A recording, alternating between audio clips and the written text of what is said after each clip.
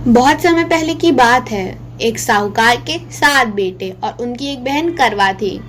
सभी सातों भाई अपनी बहन से बहुत प्यार करते थे, यहाँ तक कि वे पहले उसे खाना खिलाते और बाद में स्वयं खाते थे। एक बार उनकी बहन ससुराल से मायके आई हुई थी।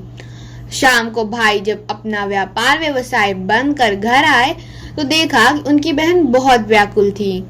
सभी भाई खाना खाने बैठे और अपनी बहन से भी खाने का आग्रह करने लगे, लेकिन बहन ने बताया कि उसका आज करवा चौथ का निर्जल व्रत है और वह खाना सिर्फ चंद्रमा को देखकर, उसे अर्घ देखकर ही खा सकती है। चूंकि चंद्रमा अभी तक निकला नहीं, इसलिए वह भूख प्यास से व्याकुल हो उठी। सबसे छोटे भाई को अपनी बहन की हालत देखी नहीं जाती और वह दूर पीपल के पेड़ पर एक दीपक जलाकर चलने की ओट में रख देता है। दूर से देखने पर वह ऐसा प्रतीत होता कि मानो जैसे चतुर्थी का चांद उदित हो रहा हो। इसके बाद भाई अपनी बहन को बताता है कि चांद निकल आया है, तुम उसे अर्घ्य देने के बाद भोजन कर सकती हो। बहन खुशी के मारे सीढ़ियों पर चढ़कर चांद को देखती है, उसे अर्घ देकर खाना खाने बैठती है। वह पहला टुकड़ा मुंह में डालती ही है कि उसे छींक आ जाती है। दूसरा टुकड़ा डालती है तो उसमें बाल निकल आता है और जैसे ही तीसरा टुकड़ा मुंह में डालने की कोशिश करती है तो उसके पति की मृत्यु का समाचार उसे मिलता है। वह बौखला जाती है। उसकी भाभी उसे सच्चाई से अवगत कराती है कि उसके साथ ऐसा क्यों हुआ।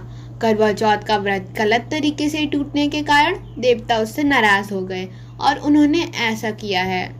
सच्चाई जानने के बाद करवा निश्चय करती है कि वह अपने पति का अंतिम संस्कार नहीं होने देगी और अपने सत्यज से उन्हें पुनर्जीवन दिलाकर रहेगी।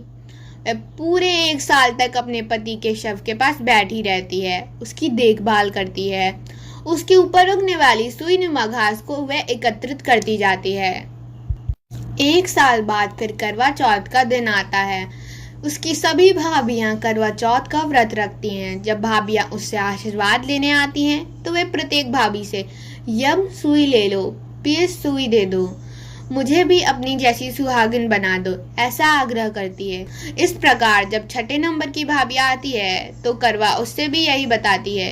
ये भाभी उससे बताती है कि चूंकि सबसे छोटे भाई की वजह से उसका व्रत टूटा था, अतः उसकी पत्नी में ही शक्ति है कि वह तुम्हारे पति को दोबारा जीवित कर सकती है।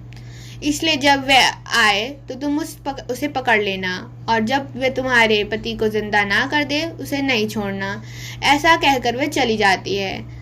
सबसे अंत में छोटी भाभी आती हैं। करवा उनसे भी सुहागिन बनने का आग्रह करती है, लेकिन वे टाल मटोली करने लगती हैं। इसे देख करवा उन्हें जोर से पकड़ लेती हैं और अपने सुहाग को जिंदा करने के लिए कहती हैं। भाभी उससे छुड़ाने के लिए नोचती हैं, खसोटती हैं, लेकिन करवा नहीं छोड़ती। अंत में उसकी तपस्या को देख भाभी पसीज जाती हैं और अपनी छोटी उंगली को चीरकर उसमें से अमृत उसके पति के मुंह में डाल देती हैं। करवा का पति तुरंत श्री गणेश कहता हुआ उठ बैठता है। इस प्रकार प्रभु कृपा से उसकी छोटी भाभी के माध्यम से करवा को अपना सुहाग वापस मिल जाता है।